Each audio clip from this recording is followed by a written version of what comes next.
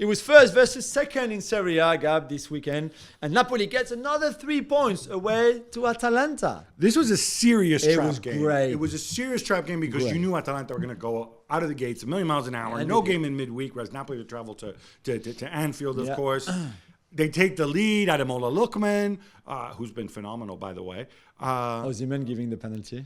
But then Osimhen scoring, What a depth, right? 1-1. No Kvaratskhelia, by the way. Yeah. And Elif Elmas then getting the winner. This is one of the secrets of this Napoli team is when pieces are missing, the guys who come in and don't miss a beat. So massive win for them. Fabio scores a worldie for Juventus and they beat Inter 2-0.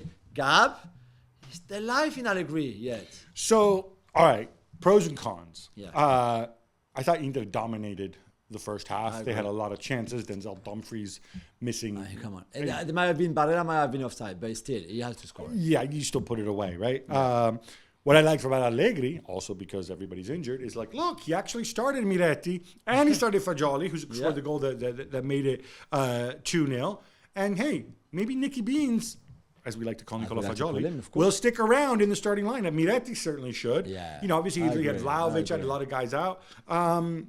They're up there. They're level on points with Roma. They can make a run at the top 4, but there's still a lot of fragility there. And by the way, this VAR call, Danilo's disallowed goal. This is one for purists. He's being fouled, so it probably should have been a penalty, I thought. He manages to strike the ball towards the net. Inadvertently, it comes off his other finger and goes into the back of the net. It's a classic case. The rule, you cannot score. Yeah. Even involuntary, ball can't go in with your hand. What I like, though? I like the fact that Kostic stayed up for the Inter corner because in case, which I'm sure, Max, you'd plan it that way. In case the ball comes back, he's your quickest player on the pitch for the counter-attack. Yep. And then everybody follows. And that worked perfectly for the Rabiot goal. Kostic, by the way, man of the match. Yeah, he was great. Roger Ibanez's mistake and a Felipe Anderson's goal give Lazio the win in the Rome derby. Gab, did Maurizio Sarri impersonate Jose Mourinho here? Oh, I know what you're saying, right? Terrible game. The best part of this game was before kickoff with the two tifos and the choreography. Yes. They're simply nothing like the Rome derby in the Eternal City. You're saying they impersonated Mourinho because he took advantage of an opposing mistake and then spent the rest of the game. Nothing else, pretty much. Pretty much. I think once Pellegrini went out, it was really hard for Roma, Zaniolo and Abraham. Mourinho, limited options. Did his best, but not to be. Olivier Giroud grabs a late winner for Milan, who beat Spezia 2-1 and go back to second place. Jules, I know you love the big handsome man with a six-pack, and you also love your techers. Oh, my How good was this? Just you want to know how good? I shouted at the television, which I rarely do unless it's PSG or France. It was that good. I was like, I could not believe that he got up and jumped that high to volley the ball in at that time because I thought the Tonali cross was just a little bit too far for the header. Yeah. And instead, that's the only thing he could have done. It's like such an acrobatic goal. He's 36 years old. He's incredible. And he looks after himself well.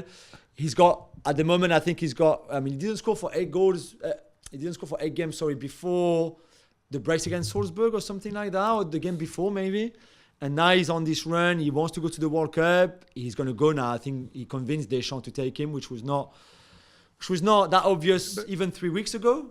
This is not a goal that you expect somebody that size you're right. at that age to score it. And Haaland had that similar goal earlier this year. Yeah, it's a bit against Dortmund, But I think the difference is I watched them again. People sort of compared them, and the difference is that Giroud looks entirely in control the whole time. Whereas I'm not saying Haaland was uncoordinated. Yeah, maybe Haaland just looks more uncoordinated because he's lankier. But I just thought this was incredible. By the way, shout out Daniel Maldini scored in that game. Against Spezia, becoming for Spezia, you mean against Milan? For Spezia against Milan. I think he's the first Maldini, leaving aside own goals, to score against Milan. In a long time. Oh, wow.